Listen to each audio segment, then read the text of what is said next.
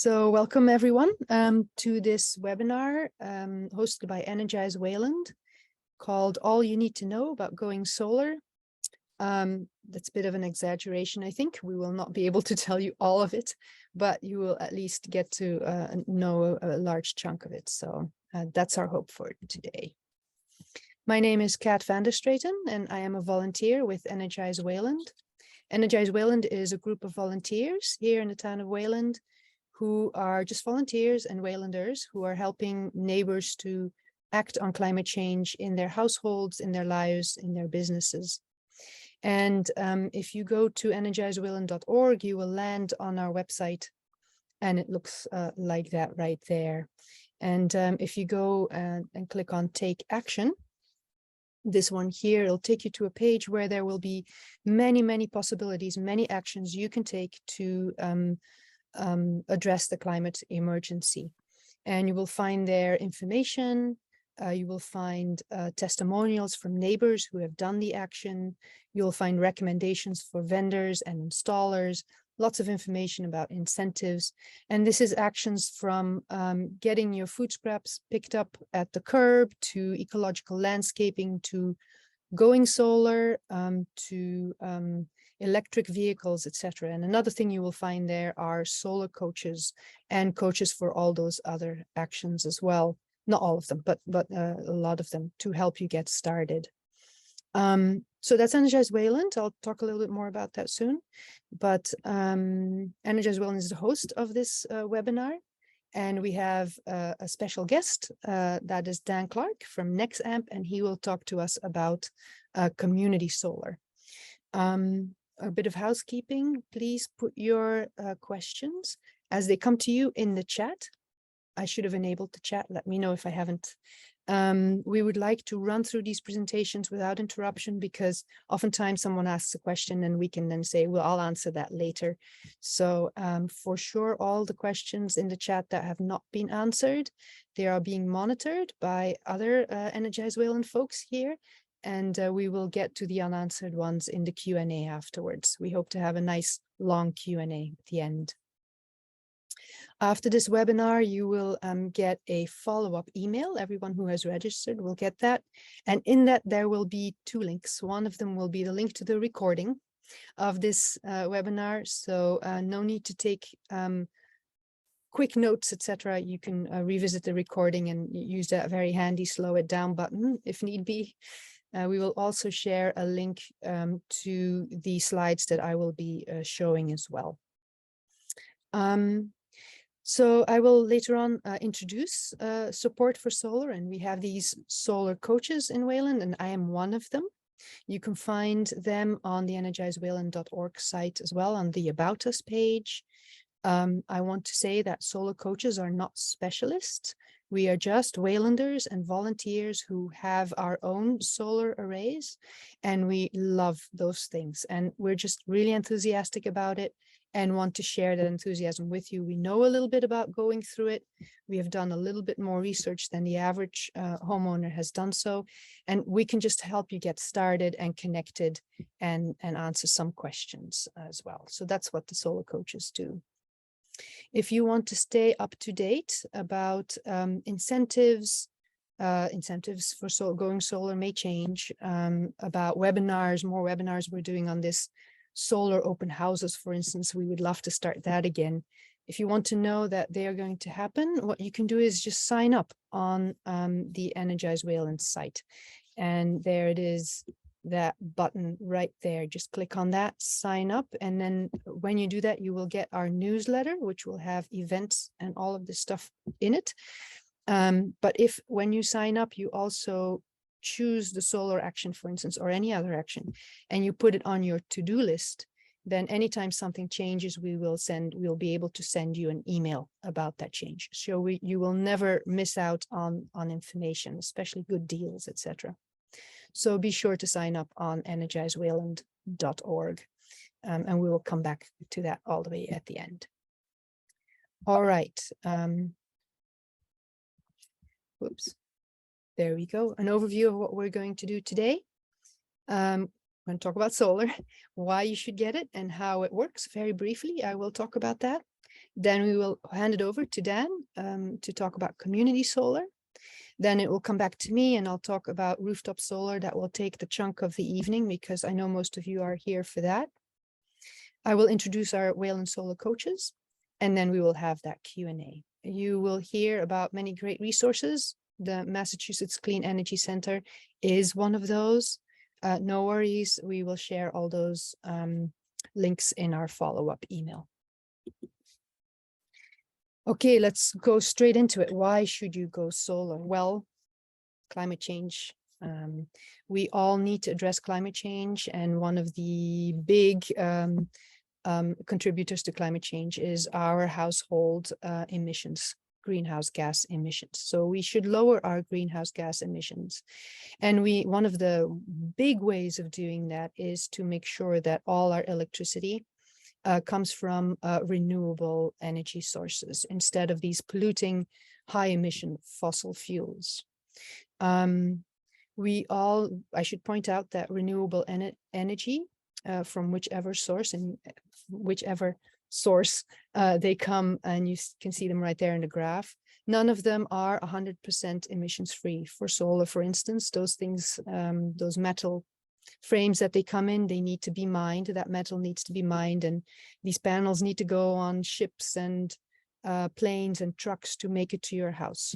So cradle to grave, that's the lifetime emissions of any kilowatt hour that is produced through solar, does have some emissions in it. But as you can see, solar does much better than gas and definitely coal. Wind, of course, is the cleanest, but by no means none of those are net zero, are zero emissions. So climate change, for sure, we can all do something about climate change. If solar is within your reach, then that is really a big one. That, along with heat pumps and EVs, electric vehicles, for instance. Another reason to go solar or renewable for your electricity is you can lower your energy bill. And we will talk a lot about that later. Energy price stability also comes your way when you go either for rooftop solar or for community solar. You put money down and you have paid for that. And so then later on, if Eversource or National Grid raises their energy prices, which we have all seen them do in the last couple of months, that will not affect you for that part of your consumption that you are using solar for. So it's a lot more, the energy prices are a lot more stable for you. There are people in Wayland who have solar arrays that cover 100% of their consumption. The price is just almost doubled, and that does not affect them at all. For rooftop solar, it's definitely a really great investment, and I will talk about that more later. And for rooftop solar, there's also this thing called resilience. Anytime you shorten a distribution chain from which you get stuff like electricity, you become more resilient. If you put a power plant up on your roof, which is really what a solar array is, the length of the distribution chain to your appliances is very, very short. So that adds to your resilience. However, it is the case that in Wayland, at least, and around here, that when we put solar arrays up, they have to be tied to the grid just by law. When the grid goes down, which sometimes happens, those arrays go down as well. That may be on a very sunny day, but your solar array will not be giving you electricity. That is to be addressed, that can be addressed by batteries, and we will not go into batteries today. There is a webinar in the making by our friends, the Metro West Climate Solutions Group. They are going to do a webinar just on batteries.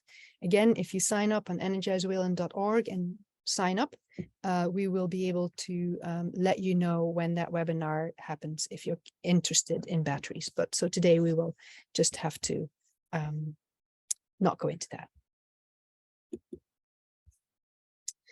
Okay, very quickly on my end, and then I'll hand it over to Dan. How does solar work? And again, very simply, but it is a very simple system. Once that array is installed, it has no moving parts. It has no inputs like washing fluids or greases or oils. The only input that you need on that thing is the sun. You install it and you basically forget it for the next 20 to 30 years. Solar panels, I'm sure you've seen them around. They are just this metal frame with a thin layer of silicon under a sheet of glass. And when the photons or the solar or the particles of sunlight hit it, they hit the silicon and they knock the electrons off the silicon atoms. And that creates an electrical current, which is a direct current. And this then is captured by the wiring inside the panels and taken to something called an inverter. And that converts it to alternating current, AC, which is, of course, the current that is used in our appliances. And that is also used by the grid. So two little things here, well, actually big things, that if you go ahead and you look at estimates, these are very important units. The capacity of, or the power of your solar array is measured in kilowatts, and a kilowatt is, of course, 1,000 watts. And we have here an example. Let me move this thing out of the way. This is a real example that we will be following throughout this webinar. This is straight from an estimate that one of our neighbors here in Wayland is looking at and is considering putting this particular array on their roof. And you can see a picture there. In this picture, there's 34 panels, each of them 400 watts. So this has a DC capacity of 13.6 kilowatts. So that's the power rating of this array. Now, once that array is on that roof, the question of how much electricity it actually generates, it needs to be also calculated. And that's calculated in kilowatt hours, so over time. And of course, it's kilowatt hours for the energy production of your array, and kilowatt hours is also the unit, not surprisingly, of your consumption of electricity. So if you look at your electricity bill, you will find there how many kilowatt hours you have used over the last month. And this is another important number in on estimates, and especially when you want to compare estimates and you want to compare how much production you will have in comparison to your consumption. So you will want to know how many kilowatt hours that array will produce in the first year when it's at its top capacity, right? It hasn't degraded yet. So you will get that as a number to consider. And it's, of course, always ideal to match your consumption to your production. So so this is an important number, and I'll go into that later on as well.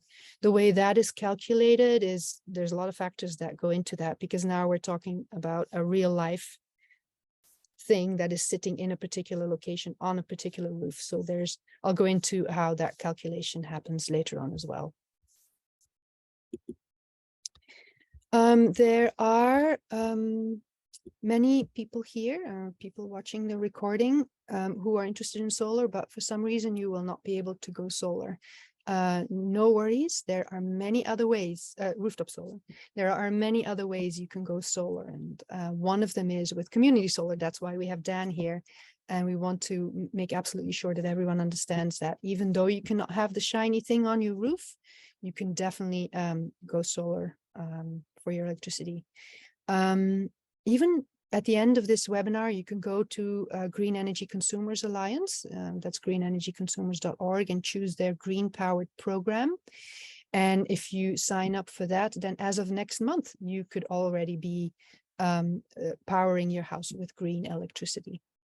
And then upcoming as well is something that we Waylanders voted for at town meeting a year ago, I believe, maybe 2 years ago, a year ago, yes. And that is the Wayland Electricity Choice Program. That is, I'm going to very, very simply explain this. That is where the town will buy all the electricity in bulk for the residents. And you can then, once that kicks in, you can then opt up to 100% renewables. So if you are doing this for lowering your greenhouse gas emissions, you will be able to do that. That will be very interesting, and it'll take another year or maybe longer to kick in. So before then, you can do any of these, and you can actually even combine these. Let's say you cannot meet 100% of your consumption, with your solar production with a rooftop. You can cover as much as you can, and the leftovers, the rest that you haven't covered yet, you can get community solar for that part. So there's lots of ways to combine this. It's quite interesting and complex. We actually did a webinar a year ago almost, which is exactly about all of this. So you can go to energizewayland.org, go to events, find the popcorn bucket, and then in that bucket you just scroll down to this event, which was called Get the Electricity of Your Choice. There's a recording there, so if you're interested in that, definitely check that out. And so before I go into rooftop solar, I would love to give the floor to Dan, and he can let us know about this thing called community solar, which you may not be familiar with at all. So Dan, it's all yours. Thank you so much for doing this. Well, thank you for having me. Just making sure that everybody can see the screen. Yes, great. Well, thank you for the introduction. Yeah, I just want to provide a quick overview of Nexamp and community solar. As Kat said earlier, actually Massachusetts is one of the few states that allows you to have community solar while you also have rooftop panels. So you can do both, or you can do one or the other. I have solar on my roof, so I highly recommend it. But let me jump in and tell you about Nexamp. And tell you a little bit about me. I'm Dan Clark. I'm the SVP of Marketing at Nexamp. I've been in Nexamp for almost 2 years, new to the clean energy space and new to the energy space. Prior to that, I just spent my entire life in e-commerce. But it's a complicated industry. I can see why these webinars are extremely beneficial, because it took me a good year to understand the lingo, the conversions, the watts, the kilowatts. It can get pretty frustrating at times. So anyways, let me just quick jump in and tell you a little bit about Nexamp. So here you actually have our mission statement. We're revolutionizing the future of clean energy, and we want to make decarbonization easy and accessible for generations to come. And I sort of emphasize the accessible. Obviously with solar, it can be expensive. It's a investment that obviously has a payback. I'm not sure if we'll cover that in the later parts, but you know, especially when we think about clean energy and making it accessible to all, it's just a matter of fact that it's not going to be accessible to all. So we're really trying to make sure that that happens across the entire country. So just overview of the agenda. I'm just going to tell you about Nexamp. I'll give you a community solar overview and then how community solar works, and then we'll take Q&As at the end. So I apologize for leaving that in there. So Nexamp's history is rooted in providing access to renewable energy. We actually were founded by two veterans returning from the Middle East that realized that when they were there fighting for the, I think, Desert Storm, that they were there for the wrong reasons. So they came back and founded Nexamp in 2007. We actually just celebrated our 15th anniversary party.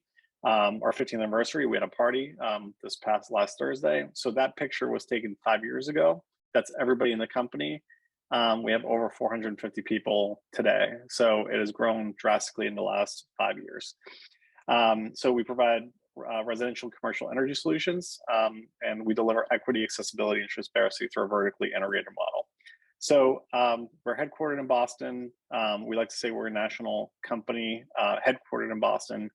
As I mentioned, we have 450 employees. And at our core, our business is develop, own, and operate community solar projects. There are a lot of companies out there. You know, just to give you a quick background, there's a lot of community solar developers. There's a lot of community solar acquisition customer companies out there, but there's not many that actually do the whole thing from start to finish. Generally, a developer will build a project and then hand over the reins to another company to acquire customers and get them to subscribe to the project. We do everything in-house, and we're looking to sort of continue to sort of help our consumers educate and figure out ways to decarbonize and provide tools available to them to not just go to community solar, but maybe even get solar on their roof, understand their carbon footprint, maybe look at battery storage solutions. All that is in sort of the pipeline and what we're looking to do. And we are in particular markets. The markets are driven by the states, depending on the legislative incentives that are going on within each state. So like I mentioned, we do everything from development all the way to community solar. So again, we do it all. Just go into the numbers real quick. I won't spend a ton of time on this, but essentially currently to date, we have over 60,000 customers. Our average annual savings per subscriber is about $275, which is not that bad considering the way energy bills are these days. We deployed a lot of solar panels across the country. We've completed over 250 projects. In particular, in Massachusetts, we have over 5,500 direct energy customers. The 12.5% savings annually on your bill. I think it probably in Massachusetts, we have one of the highest energy costs, so it probably amounts to more than $275. But again, just giving you a little bit of background on the projects in Massachusetts, and also 124 projects completed in Massachusetts. We don't just serve residential, we also go across key sectors. So we focus on healthcare, nonprofit, higher education, municipal, and commercial. So again, all aspects. And for the most part, each community solar farm that gets built has a requirement. Some states or in some projects require you to have 50% commercial customers, 50% residential. Some customers want 100% residential. And in some cases, in Hawaii, we just want all the projects in Hawaii. 100% of them have to be residential, but low and moderate income. So again, this goes back to the equity piece. Especially in Hawaii in particular, thought that this was a great way to get customers and give them free electricity from our community solar projects. So a little community solar overview. So again, just talking to what was mentioned earlier is that you don't have to have rooftop panels. There's no upfront cost. Going back to the equity piece, no credit checks, no long-term contracts, and no need to own your home. And essentially it's savings for everybody. And as Massachusetts, you can double up. I will say, it's a no-brainer to sign up. Why wouldn't you sign up? In Massachusetts, we are currently on a wait list. So we're always accepting people on a wait list, and we're always building new projects. So we can speak about that later if you have questions on the Q&A how you sign up. But you can essentially, as projects open up or as customers might move to different states, and we can't move them with us on our projects, spots do open up. Customers to review us, there's obviously more positive than the negative reviews. But a lot of what you hear is that once people understand how it works, it's a lot of, it's a no-brainer, especially when you're saving money. On top of that, you mentioned, earlier that solar is not always, there is some CO2 emissions. At Nexamp, we're looking to always, think differently on how we approach building our farms. We've reached carbon neutrality, and then we're working towards our entire supply chain being carbon neutral. This goes all the way from the manufacturing, all the way down to actually building our farms. We do recycle all our solar panels as they're decommissioned. All our entire fleet will be electric by 2025. And we're piloting programs zero deployment waste on landfills in the near future. We worked in in Chicago. We built on an existing landfill farm. We work closely, we basically partner with ComEd, calling a giveaway. And that farm actually provided clean energy, free electricity to low and moderate income customers in the greater Chicago area. So again, looking to create more partnerships like that in order to provide those benefits to customers all over the country. Just something to also highlight: we planted native pollinator vegetation on select sites, and we also have sheep grazing on a lot of our sites. Instead of using lawnmowers that are loud, obviously also pollute, it's a no-brainer to just put a herd of sheep and they basically cut the grass for you, which is great. And customers love sheep and animals, which is nice. So how does it work? So essentially we build a farm. The farm gets connected to the utility. And once that while that's happening, while the farm's being built, once we're working on the interconnection with the utility, we're working to acquire customers on that farm and to allocate a percentage of the farm to you. So in the example earlier, we saw that the house was roughly, I believe, 11,000 kilowatts, 11 kW. Sorry, 11 kW.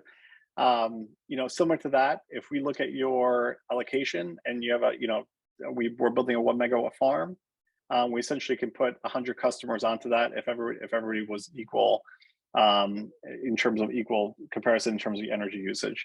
So we just look at your energy bill. We look at it to say how many kilowatt hours do you use throughout the whole year, and we allocate a share of that farm to you.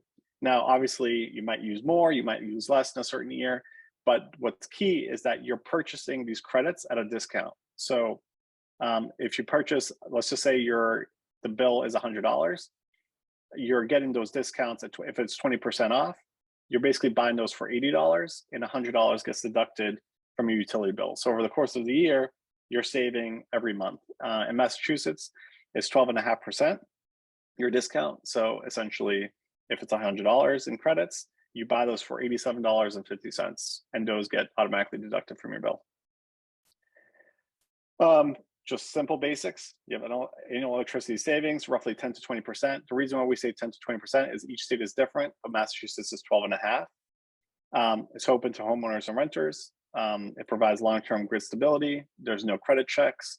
There's no rooftop panels of any equipment to install, and a sustainable source of clean power for all. So what's the sign-up process like? Pretty basic. It's you just go to nexamp.com.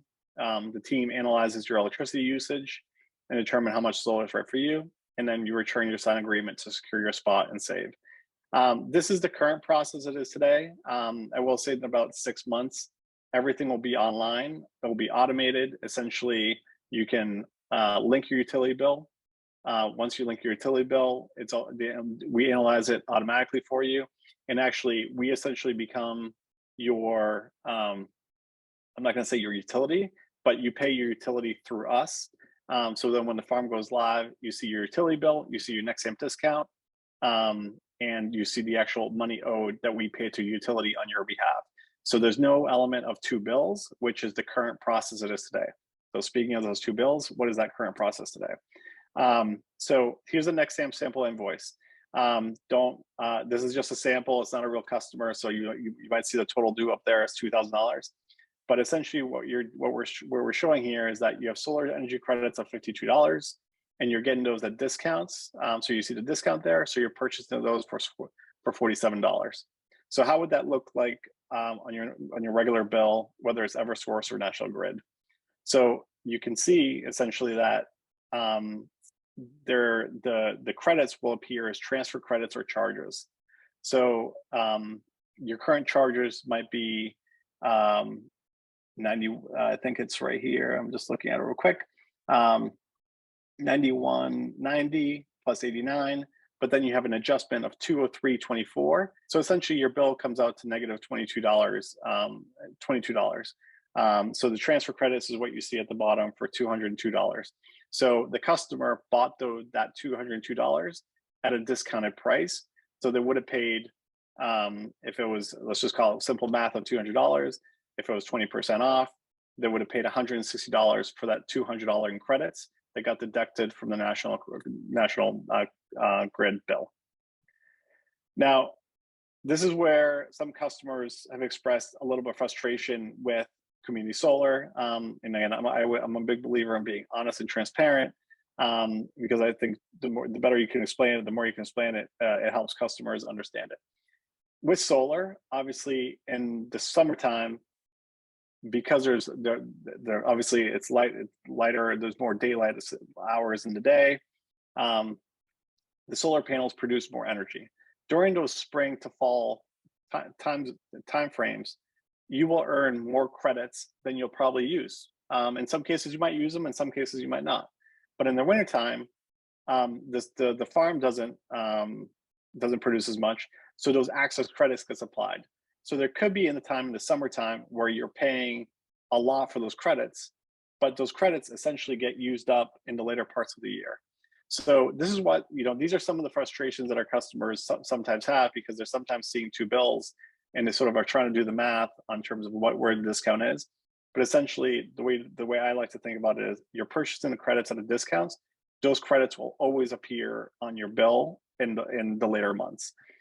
This is also why we're rolling out the feature of just showing you the discount directly on your bill, so you only have one bill to pay. So I would say that's probably about 6 months away, but that's what we're working on now. And I think that's it. And thank you for your time. Thank you so much, Dan. Thank you. Yeah, I also have a solar array on my house and community solar, and yes, the whole bill situation gets very complex. Yeah, so basically what you're saying is if you buy your electricity through community solar, it will cost you 12.5% less. Yes. That's Yep. And those credits always, like you will see those reductions right off your bill. Yep. Yes. Yeah, those bills. I was thinking maybe I'll show my Eversource bill, to all of you and explain what it is there. And then I'm like, okay, maybe not. That will be way too confusing. Yeah. Great. Thank you so much. I just want to. Yeah. So it's about a 12% savings on your bill. If anyone's on the call that is meets certain income eligibility standards, Oh yes. then there's a version of community solar. We've done some work with Sunwealth. I'm sure you know them, Dan, and they have a community solar offering for people who meet that are in a lower income threshold. There the savings are 20 to 25%. So so just worth noting. And you can reach back out to Kat or go on our website. We describe community solar and how I think we've listed Sunwealth as someone we partnered with, but we can take that in the Q&A if anybody wants to.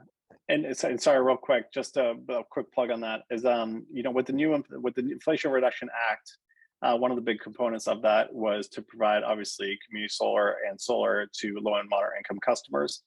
Nexamp has an amazing policy team. And so we advocated with the federal government to at least minimum discount of 15% across the board. There's some developers out there actually want it to be less. We actually believe in something meaningful. So this is why hopefully across the entire US, you will see a standard at minimum, at least 15%. But in some cases in Massachusetts, you can go higher than that. And actually on all of my projects, if you do fall within a qualification, we do have space. Low and moderate income. Moderate income, yep. Low and moderate income. And if you fall within those qualifications, we actually do have space on those projects in Massachusetts. So always reach out if you want to know more. Thank you. Sorry. Elizabeth, if you have questions, just put it in the chat and I'm going to try and keep track of them and do them at the end, Elizabeth. So I see your hand up. Yeah. Thank you. Awesome. Yeah, so it's basically is a no-brainer to go with community solar.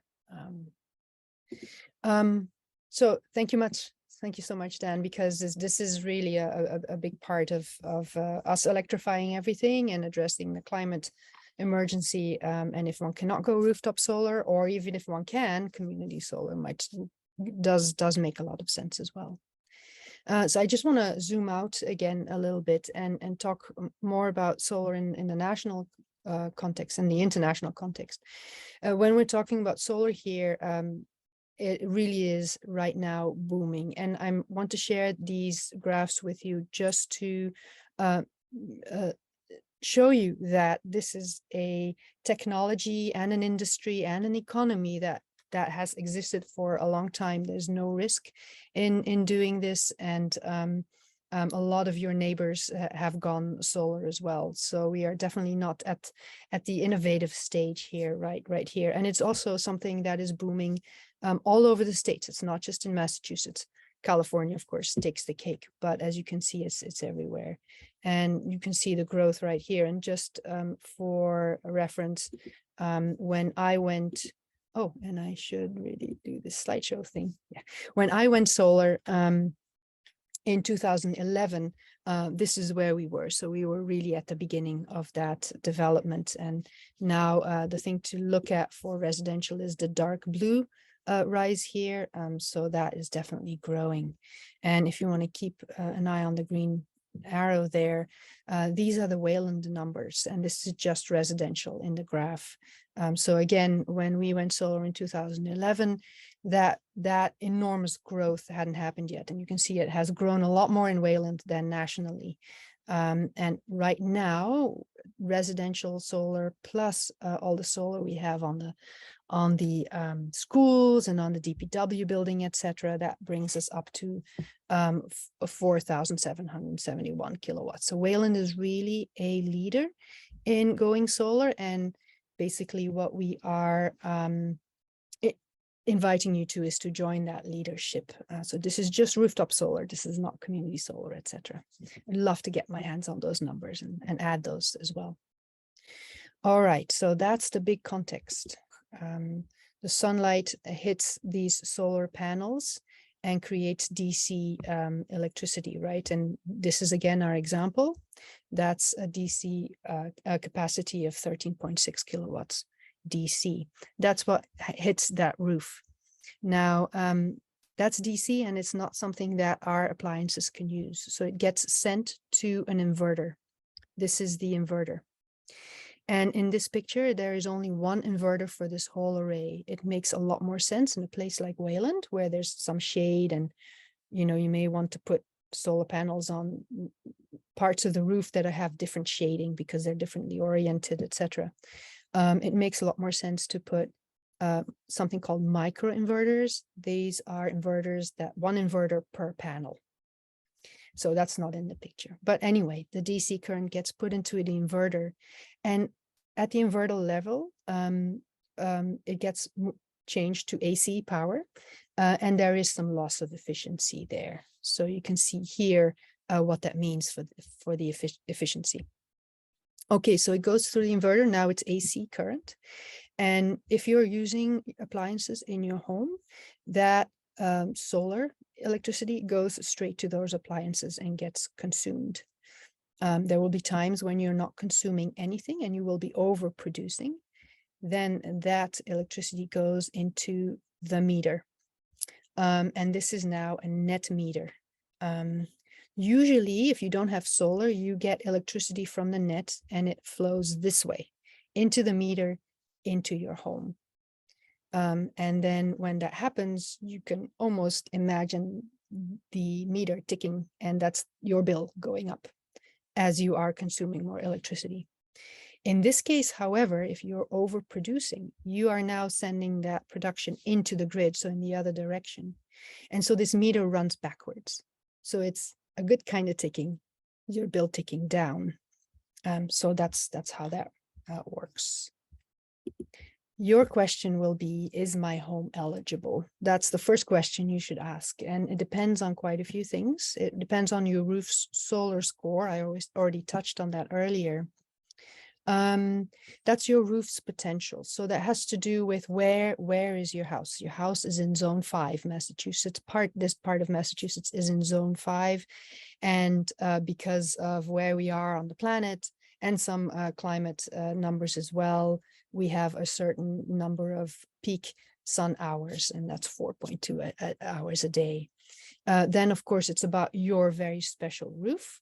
And that may have shade on it from trees, from buildings, etc. That may be a lot of shade, in which case it may not be a good idea to go solar. That may be very little, in which case it could, and anything in between. Then, of course, also your roof's orientation and your pitch also matters. So that's your particular roof score. Also the shape and the size of your roof. Little roof, you can't put a big array on a little roof. There is canopy solar that you can put in the backyard on big canopy. I won't address that here. That costs quite a bit more often, because in canopy solar, you have to build the thing it rests on. In rooftop solar, that thing it rests on is already there, namely your house. The shape of it too matters. Some roofs have a lot of dormers and a lot of architectural stuff going on, and so your solar panels will have to fit around it, so that could minimize the size of your array.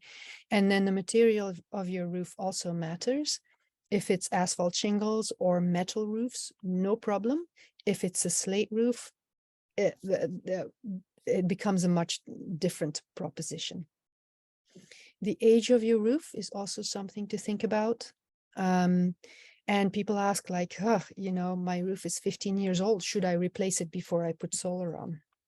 It's not easy to take those things off and put them back on again for when you do have to replace your roof, though solar installers are now quite good at this.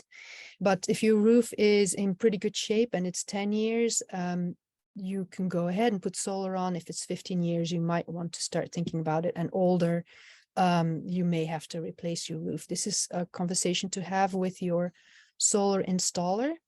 And these solar installers, they work on roofs. They are very knowledgeable about roofs. That's where they basically do their business, on your roof. So they will have a lot of good input for you, and they often work with roofers as well. So if that's something you need to do, there is definitely a lot of support for that. Just a quick note, you will see a lot of ads on Facebook and other places where they say free roof with your solar. Do not believe them. That is absolutely not true. And talk to your accountant, your tax accountant, about this, and they will tell you that the cost of the roof replacement is not tax deductible as your solar would be. You cannot put the cost of your roof replacement in your solar project and also deduct that. That is not true. So big warning there. The quickest way to know whether your home is eligible is to get estimates. When you get estimates from installers, they are free. They are very detailed, and they are non-obliging. You do not have to follow them. So the industry is really great with that. When you see that you're eligible, you will want to think about the sizing of that array. And again, now you're talking with installers. They are the experts. They have a lot of guidance for you. But one of the things that I would say is that it's great to match your production to your consumption, to cover 100% of your consumption. And also to keep in mind future consumption. A lot of us are electrifying our home systems. So we are putting in electrical heat pumps. They use a lot of electricity. We are getting EVs, and we'd love to charge at home, because that's often the cheapest way to charge your EV. So if you're thinking that you're doing those, or you might want to put in a hot tub, you know, in a couple of months or in a year, keep in mind that production, and you may, if you install right now, make that array larger to keep that future consumption in mind. No worries. Whatever you overproduce goes into the grid, it gets banked there. And for instance, at night, when your array is not producing electricity, you will then take those kilowatt hours that you produced earlier and consume those at that point. So I'll go a little bit more into that later on as well. So you get these that's what's called net metering credits. You bank the overproduction in the grid, and then when you're under producing, you pull that out of the grid, and you again can cover 100% of your consumption. There are legal restrictions to the size of residential solar. This was a big frustration for customers and installers and everyone interested in electrifying and renewable energy until August of last year.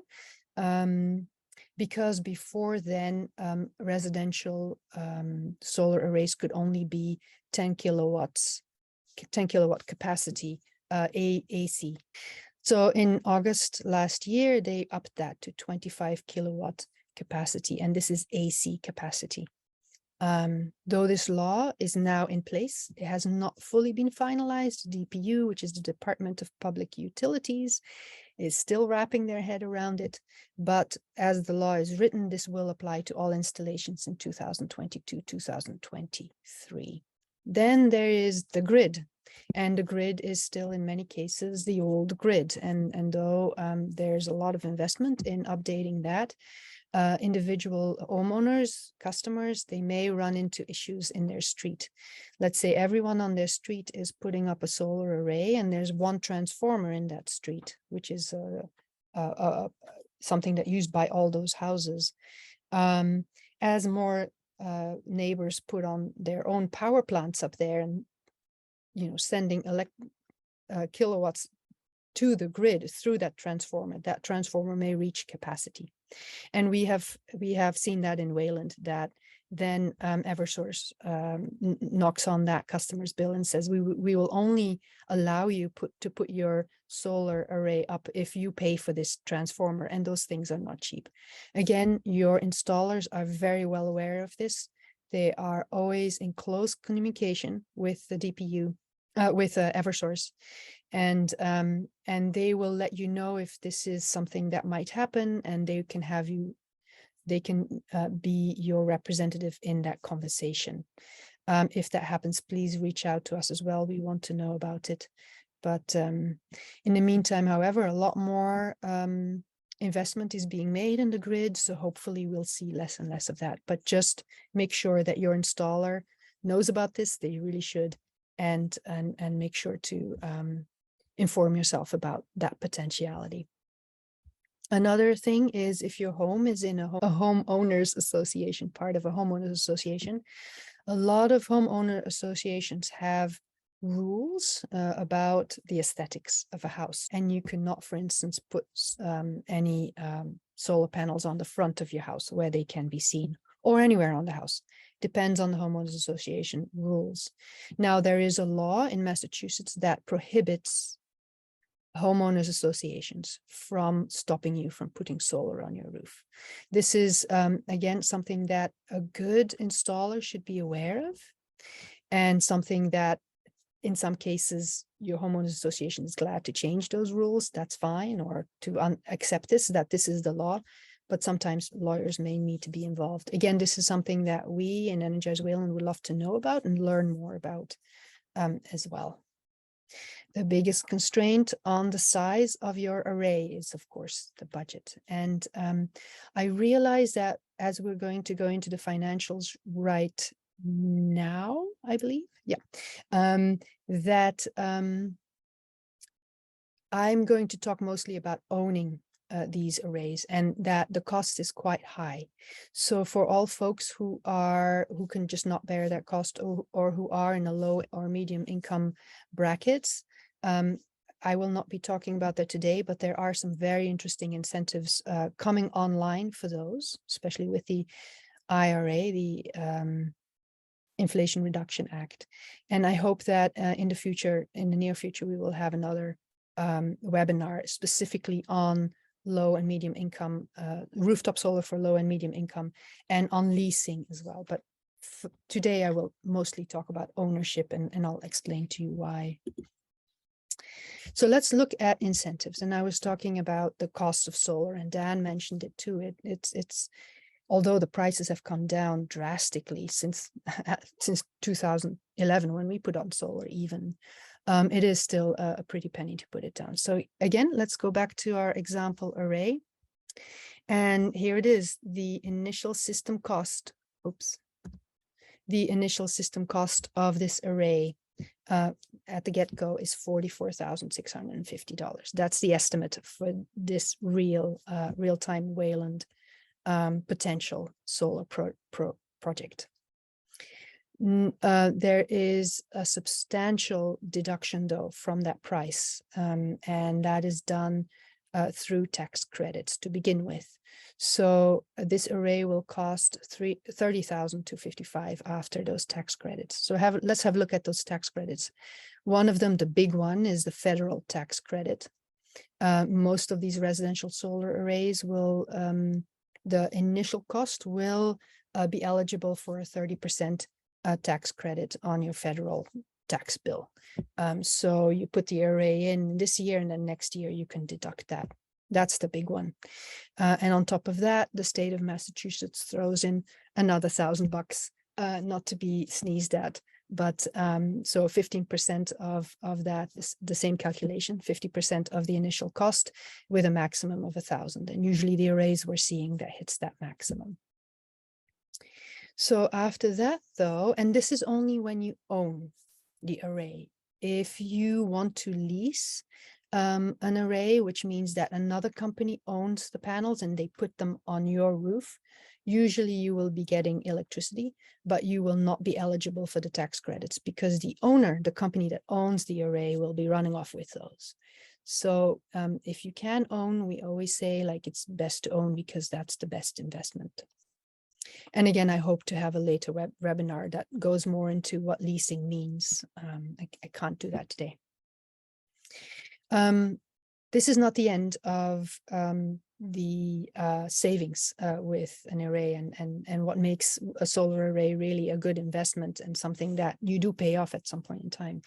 There's also something called a solar income. That used to be a lot more, but in Massachusetts, we now have something called the SMART program.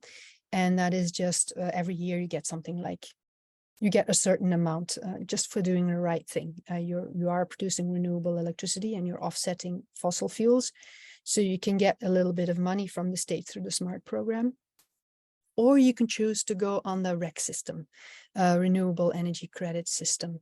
This is again something to talk about with your installer. It can get a little complex, but again, also the solar coaches know a lot about this. So if you have questions about that, do ask us. The big one is the energy savings, the savings on your electricity bill, because you yourself have a power plant up on your roof and you're making your own electricity. And those energy savings do add up to a lot. And that's what in the end makes solar a great investment. And before I go into that, the property value. Let no one tell you that, oh, you put solar on your roof, now your house is ugly and it doesn't have the same value as it did before. That is absolutely not the case. And study after study has shown this. It does add value to your house. And as a bonus, the extra value to your house because of solar cannot be taxed under real estate tax. All right, so let's look at example one. And when you get an estimate, part of your estimate will be one of these. It might look differently, but it will be one of these financial analyses. So in year one, this bar is always in the way. Okay, the project cost is the initial cost. The SMART, this one shows SMART, doesn't show the REC system. So under SMART, if you choose to go with SMART, this particular array will get something like $500 a year for the first 10 years, and then it ends. The energy savings, though, are much bigger, right? In the first year, this homeowner will be saving this much, $2,970 in their energy bills. And as you can see, every year that goes up because we are assuming that the energy prices will just keep going up. The annual cash flow doesn't look good in the first year because you put your money down. The next year, however, you are cashing in on the tax credits and the SMART program and your energy savings. And then after that, it's these two together give you this much in annual cash flow. And this is the great thing that happens in year 8, somewhere near 8, the homeowner will have paid off their initial investment because of all the savings and the tax credits. And after that particular break-even point, this array will start making money or will start saving them money. All right. So at the end of 25 years, this solar array will have given a profit of $76,000. This is a large array. And so there will be a lot of electricity savings, which are, of course, the big driver of this number. In the end, the financial analysis for this one is that this particular investment has an internal rate of return on investment of 12%. And there's a lot of numbers. I'm sorry about that, but this is just to show that buying a solar array is not like buying a washer and a dryer. It is an investment and it does make money. All right, that's enough about financials. Again, your installer and any of these estimates can give you all the details about this. Okay, the process now of going solar. Well, there are some best practices. It's quite a process. But there are some best practices, and if you live in Wayland, then you are very, very lucky because Energize Wayland has these 3 solar coaches, myself included, who can help you. You don't need to do this. You can do this on your own, and you definitely can. This is not a problem. But there are solar coaches who can give you a hand and help you compare stuff, etc. So first step would be to reach out to solar coaches. Again, go to energizewayland.org, go to About Us, you will find forms and you can request a solar coach. And then the next step is so if you reach out to us, we will send you an email with some recommendations of installers that we recommend. We do not receive any money for recommending them. We just recommend them because we know that they've been doing good work. So then you can reach out to those 3 installers. You can also find them on energizewayland.org. You don't have to ask the solar coaches. And we recommend that you get at least 3 estimates from installers. And if you want more than 3 estimates, you can go to energysage.com.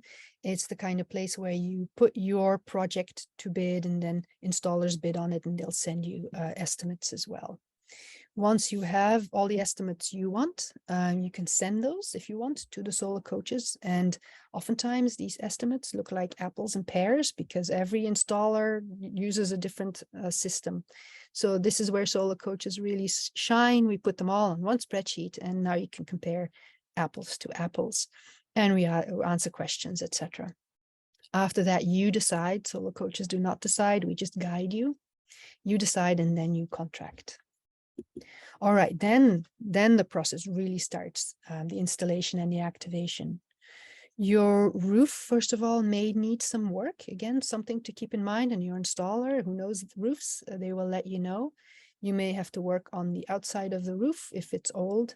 You may actually also have to do some work on the underside because structurally it may need some enforcement to be able to handle that array.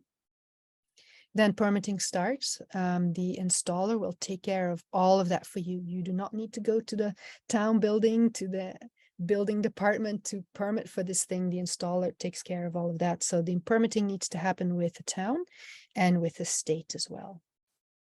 Once the permits are in, the installer comes and installs that thing. And that's really, you would think that that's a big deal, but it takes them 1 to 3 days. Actually, not even 3 days in most cases.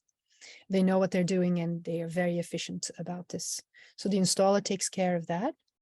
And then there also needs to be the installation of that special net meter. You still have the old meter. It needs to be exchanged for a net meter, and the utility has to do that. Then it needs to be inspected by the town and the utility. And then the utility activates it. All this can take up to 6 months.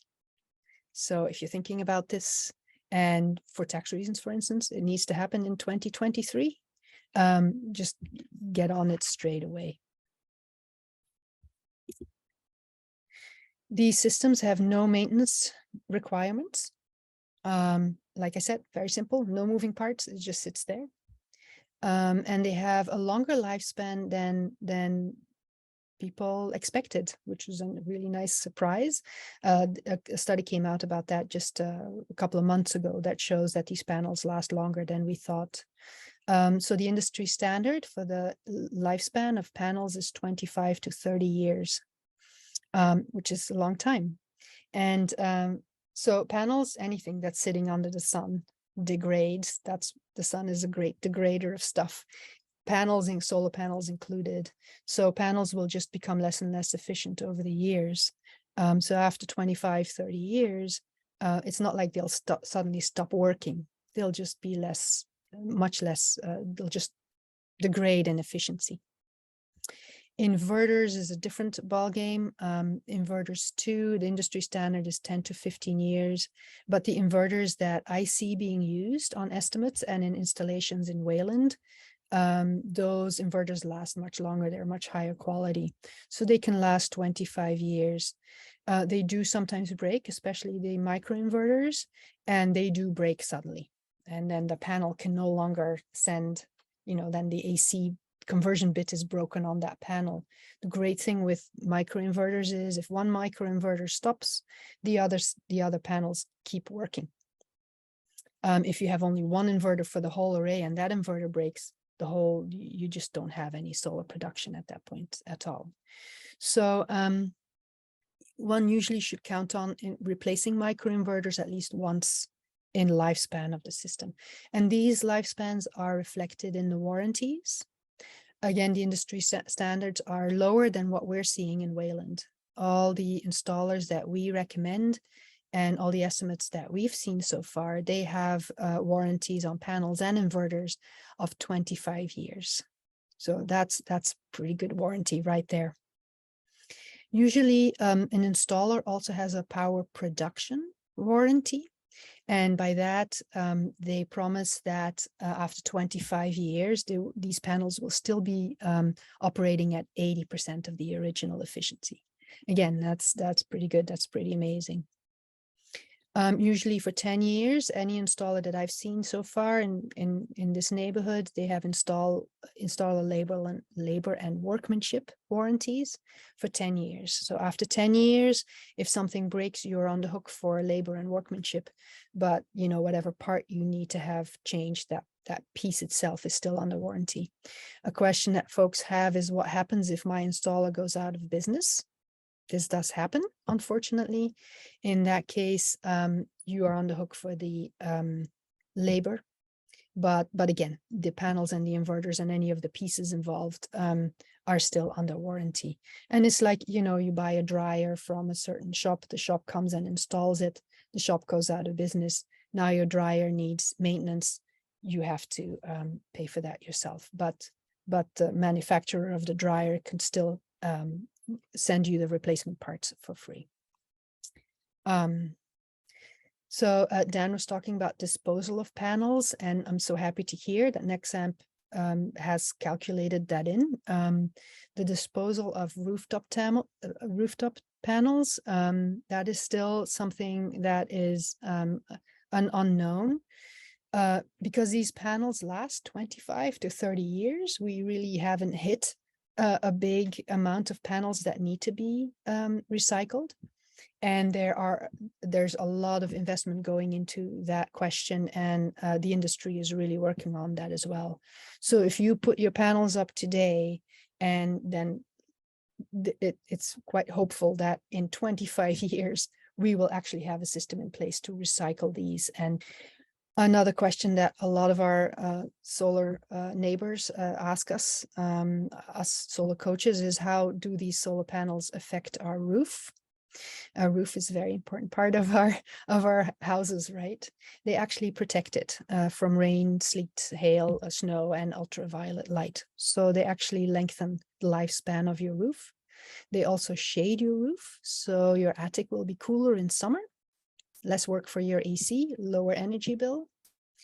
The thing about ice dams, there are a lot of houses with ice dams in Wayland. Maybe not this winter, but in previous winters, they are sometimes like a tourist attraction, these ice dams. The jury is still out on it, but there are people claiming that solar panels, if they're well placed, can prevent ice dams. Again, I cannot confirm this, but definitely, again, your installer knows about ice dams. If you have them, let your installer know that they are there, and they will then work on placing those panels well out of harm's way from those. One thing that we've all learned quickly at the beginning when people started putting solar up is that you must install snow guards above entrances. When we have 2 feet of snow on those panels and the warm day hits and that ice sheet comes down those panels in one go, you do not want the Amazon delivery person underneath that kind of avalanche. It would actually be deadly. So they can install these snow guards that break that up or divert that kind of thing. Again, your installer, they've designed a lot of these and they know what they're doing. Installed solar panel array will not void your existing roof warranty. And then, of course, at some point in time, you may want to replace or have to replace your roof while that array is on that. This is something that most installers can accommodate, and you can even ask them to write that into the contract that you eventually sign. Some installers already do this, and they give you sort of an estimate of how much that would cost. So they will come, take the array off, your roofer will come and replace your roof, and they will then put the array back on, wire it up and all of that. It's actually, I cannot remember a number, but it's actually not that much. That is it for me. There are probably a lot of questions, and I have not been monitoring the chat at all. But just a little plug again for Energize Wayland and our 3 solar coaches. That's myself, that's me right there on my roof with my solar array. This is the PV array, and this is actually my solar hot water. I will never do that again, climb up on that roof. I have fear of heights, but that's why I want to share that picture, make it worth its while. Then there's Bill Huss, who was waving earlier, and Paul Dale as well. I don't know if Paul made it. So the 3 of us can help you. And if you go solar and you catch the same enthusiasm that we have, and you feel like, oh, I could help these guys out and help my neighbors go solar as well, please join our team. Just reach out. Again, you do not have to be a specialist. We have a little training, we have a lot of materials, and we support one another as well as coaches. So you'll be well supported, and it is a wonderful service to our town, and a lot of fun. You get to meet a lot of people. So please join the team if you're interested. And again, go to energizewayland.org to About Us. You'll see all those coaches there. Just click on the form to request a solo coach. All right, And then we'll start talking. Yeah, there's really just 2 questions, both from Elizabeth. One about contracts for solar, and the other about community solar, and whether you can really still get that discount, Dan, if you've chosen not to stay with Eversource and have an alternative supplier. So I think you can see the questions in the chat, Dan, so I'll let you answer those. Yeah, so on the alternative supplier, so if you have I believe in Massachusetts, if you have a third retail third-party supplier, you can still have community solar. I need to confirm that, but I believe you can. The one caveat to that is if, for example, Wellesley has municipality. So for those particular towns, we can't work with we can't sign you up. But I believe for third-party suppliers you can, but I need to confirm. So you get back to us if that's not the case. Yes, but yes. What Dan's saying is if we have anybody in the call from like Concord or Wells, or anybody that's in a municipal light plant town, an MLP, so to speak, then the community solar won't work. And then Elizabeth's other question was, you see it, what's the typical contract? One installer went out of business before even installing, and homeowner lost 20K. Yeah. Or Scott, any thoughts about that, or Dan, Bill? I have heard about this as a rumor. I've not really seen. I would love to see. Let me put it that way. I would love to see what that looks like, and how the town, probably not Energize Wayland, because that's not something we can do. But maybe the town could look into that. That is very bad, and that probably is a matter for the courts, and not something that we can do anything about. And also, I have to say, this is the first time I've heard about that happening in Wayland or around here. So yeah, it's very bad that happened. I mean, but I will very much an exception. We've identified some installers that people have worked with for a long time. Some of them are selected by Solarize campaigns, and other communities we're no longer recommending the installer we worked with on our last Solarize campaign. But the solar coaches can give you ideas of really reputable solar installers that can do a good job that we've not had any issues with. And also, if I may add, Ellen, that when we as Energize Wayland recommend a solar installer, it also means that we are, in most cases actually, that we are in communication with them, and we actually have someone in that company that we talk with. So and that's why you recommend them, because they promise you a very good customer service, And if something happens, we can be your advocates with that installer as well. So that's a perk of working with us as well, or using the Energize Wayland recommendations.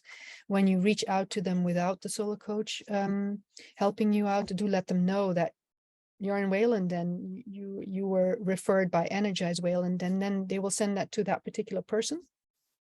And they will take extra good care for you, because we are often obviously doing them a service. And so that requires that they take good care of you. And if something like that happens, that some bankruptcy is on its way, potentially those folks could let us know, should let us know. Right, there are a couple more questions. Kimberly asked, but I'll say financing options for purchasing rooftop solar, Kat or Bill. Yes, there are, and this depends. Well, you could go with financing options from your installer. Most installers have a deal with a bank or a financial institution to offer those to you. If that is the case, they will add that to your financial analysis. You can also get loans yourself from your bank as well. There used to be something beautiful called a solar loan, which was a zero interest loan. That was wonderful, but that no longer exists. Hopefully that may return, but we haven't heard news of that. Oh, Dan, yes. anything else to add, Dan? What was that? Anything else to add, Dan? You look like you want to jump in there. Yeah, no, I was gonna say, and I don't, Kat, and I don't have a ton of details on this, but I know some companies offer the leasing where you just lease the panels, but I don't believe you get back a lot of this. You don't get some of those benefits because they're taking a lot. I think they're taking some of the RECs, correct? Yeah, so if you lease, mostly what you will get out of it is the value of the electricity that is produced. You will not see any tax benefits at all. And I'm not saying that is not a good way to go, but definitely that is not an investment. That is then just taking care of your electricity bill. And again, maybe we can do another webinar that goes into those nuances as well. Next one is a question from Brian Garrity, and about has anyone seen solar roof shingles and the difference between these and solar panels? So Dan, are you guys installing any roof shingles? We do not. I'll let Kat jump in because I think she probably has a lot of things to add here. But we do not do shingles. We basically obviously do large scale community solar farms leveraging the solar panels. I will say, from my understanding, my own knowledge of doing my homework, roof shingles can get very expensive. They're not as efficient. They look great. I explored it even on my home, but I think if you starting to build a home from scratch, I think maybe you can explore it. But the best one out there is what I would say is Tesla. But at the same time, I think they stopped installing even in Massachusetts. I think they're concentrating in certain markets. But yeah. I don't know if Kat, if anything else to add. Yeah, for sure. So roof shingles are more expensive because they actually also replace your roof shingles, right? So it's shingles and solar in one piece, and they're smaller, and like Dan said, it looks beautiful, but they are more expensive. And yes, again, truly, Tesla is the leader in that market, but it's sort of the market that never took off. So Tesla, for instance, also sells a Tesla roof with solar panels. So when you go to Tesla, you can see the shingles, and then you can see the Tesla panels as well. And I do not know of any home in Wayland that has the shingles, the solar roof, so-called, but I do know of several Tesla panel solar arrays in Wayland as well. And those are very interesting. And again, when you talk to coaches, maybe one of our recommendations could be talk to these 3 installers that for just the roof, the panels, but maybe also get a quote from Tesla. Why not? The quotes are, again, free and entirely not obligatory to follow. So, but I myself have never seen a Tesla quote. Yeah, we have a friend who just used shingles up in Vermont, and it was for a new addition. So it was a brand new roof, and so it made sense, and they have power walls, and it's sort of all integrated. All right, final question maybe from Kimberly. You can see it, Kat. Next two questions may be battery and happy to delay. If you use a battery, do you run into transformer issues with Eversource and neighbors? Can you discuss pros and cons battery versus cell back? I cannot say much about this, but again, February, there will be a battery webinar. So all of these will be addressed there. I can just say a little bit about number one. Yes, there is someone in Wayland who put on the array, wanted to add the Tesla batteries, the power walls, and then got into this problem with Eversource, wanting them to pay for this, what's it called? Got the name now. I think it is the transformer for The that. transformer. Yeah. So what that, in order to get out of that impasse, because Eversource was not giving in and this transformer was a good $9,000, they had to let go of the power wall, and then they went ahead. So yes, batteries too can add to that transformer issue as well. It just depends. Our neighbors just put in batteries right next to us in Wayland. Just Yeah, this is really case by case stuff as well. All right. Any other questions? Raise your hand and chime in. Sorry, just to quickly on which we're talking about shingles and Tesla before. I was going to say, and sorry, Kat, if I'm overstepping, but I was going to say the good thing, the one reason to look at Tesla is because they have access to Tesla power walls. Installing a battery post solar, you're waiting 2-3 years right now for a Tesla Powerwall. So that's the benefit of just getting a quote from Tesla if you're exploring batteries. So if you want batteries, highly suggest you get a quote from Tesla, along with, there's other companies that make batteries, but again, I would say Tesla is probably one of the better leaders in that space. Thank you for that. Yes, yeah, that is the case. We have someone in town who has had an array for several years and wanted to get this power wall installed, and had to go through many hoops to have that happen, and had to wait a long time. But if you install a Tesla solar array, it can come immediately with a power wall. That's how Tesla is now prioritizing that. Yeah. Any final comments? Bill, anything else you'd add as a solar coach? No, I'm just learning. I haven't coached anybody yet, so I'm learning from the webinar like everybody else. Brand new coach. Well, I just would end by saying, check it out. You know, if you've considered it and it didn't work before, you haven't considered it, you just put it on a new roof, get some quotes. It's super easy, and you'll see whether this is viable or not. And everyone should go with community solar. I mean, I think, Dan, the wait lists are kind of an issue. I mean, we signed up. I've been chatting with Dan. We signed up over 2 years ago for our Nexamp community solar, but you can go to Energy Sage and look and see what projects still have room in them. But that's a way to save 12% on your electric bill and help people finance more community solar in the future. So to me, that's a no-brainer. But if you haven't gotten a solar set of quotes, get some quotes, talk to Kat. We'll suggest some folks. You can get others. See what it might look like for you. And the new federal and stable tax credits are a really good thing. Yeah. And finally, I'll just say a final pitch for Energize Wayland. Please go to energizewayland.org. Top right-hand thing, it says sign up. Tell us, all of you are on this webinar, you've probably done stuff on climate. It's really important for us. Bill and I are in the energy committee in town. Want to count what people have done in town to help meet our climate goals. We've written a town climate energy plan, and we are really trying to understand what people are doing so we can help more folks. If most of you know, we're running a campaign on energy audits. Wayland Saves Energy, which you should sign up for no-cost energy audit. We are hiring a sustainability manager. So if you know of someone who has experience managing projects and wants to work on Wayland sustainability efforts, you can go to the town website under, we'll put it in the follow-up list, a link to that job. And I will stop proselytizing. Let Kat finish this off. Thank you, Ellen. Yes, thank you for that. For sure, get that audit. It's a no-cost audit. And it'll tell you a lot about your home and what you can do to make it more comfortable and more efficient and cost less money as well. So yeah, thank you all for being here. And I will be sending you that follow-up email with all those links and a link to the slides as well, etc. And also a link to that form for the solar coaches.